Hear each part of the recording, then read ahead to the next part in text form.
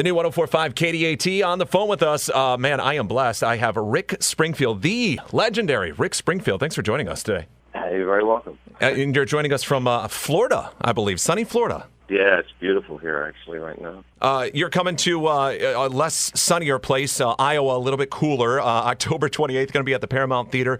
It's this very cool stripped-down show, a storyteller-style show, and you've been doing this kind of tour for a couple of years now, haven't you? Yeah, about a year and a half, I think.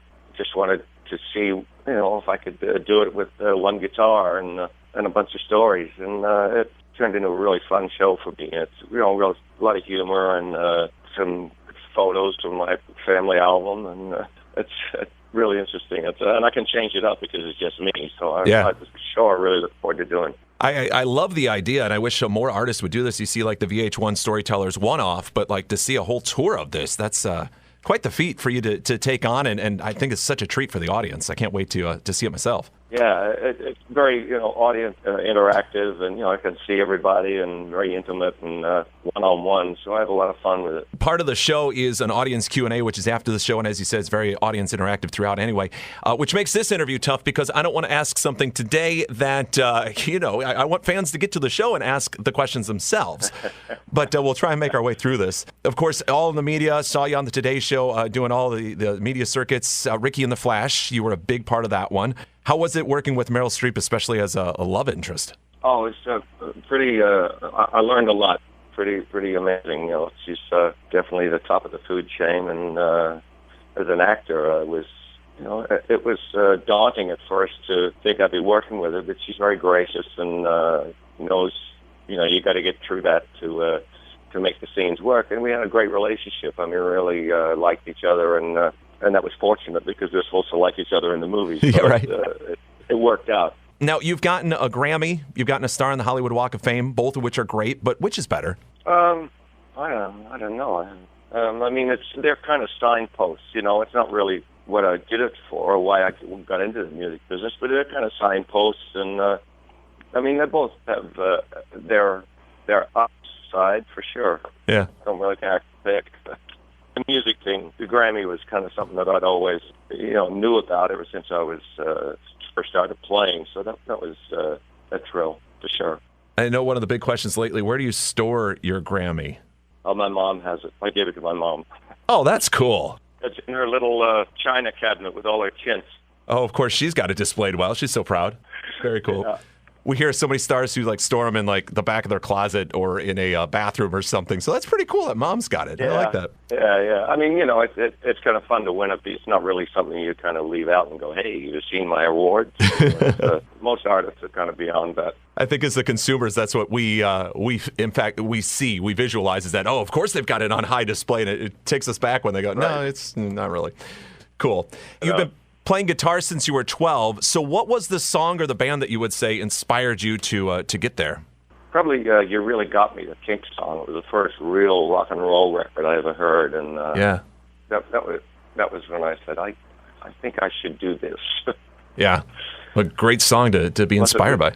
Yeah, and it was a really innovative new sound. And it was really probably any one particular song, I'd probably have to pick that one. Although, it's always a conglomeration of bands and songs, but that one always stood out because it was such a unique one-off thing, amazing. So of all your songs, and you've got so many singles, it's a shame when people write you off as a one-hit wonder. They only think of Jesse's Girl. You got so many great songs. Which would you say, and this is the hardest question in the world because it's like picking of your kids, which is your favorite, but which is your favorite song of all of them that you just love doing, you're so passionate about? Well, probably My Father's Chair. I do it in the solo show, and there's a video wall, and there's photos of my dad up there as I'm doing it. It's pretty, it always gets me every time I do it. It's the song I wrote about the death of my dad. And I wrote it in 1985, 84.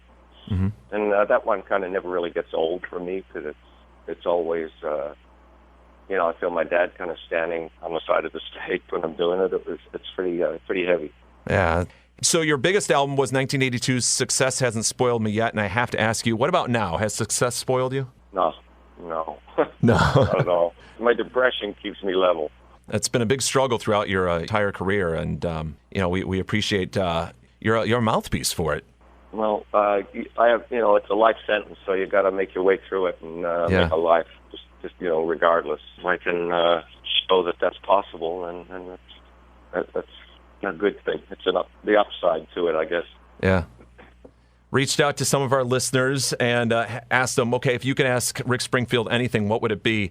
And the one question that kept coming back is, does Jesse's girl know how you feel about her? And I know Oprah tried to find Jesse's girl for you, which is actually, I believe, Gary's girl, right? Right. I tell the story in the solo show, but it's I parted ways with them before actually the song was even recorded. Yeah. So they never knew, and like I said, Oprah did try and find them, and she tracked them down to the stained glass class that I was in when I met them. Yeah. And but they'd thrown the guy had died, and they'd thrown all the records out like a year earlier. So timing. It took by about a year. Yeah. It's just one of those questions, and I'm sure that will come up again in the Q&A at the show. You've been doing this for a year and a half. What's the strangest question you've been asked in the Q&A? This one woman said, you seem to know so much about everything. Can you tell us where Flight 370 is?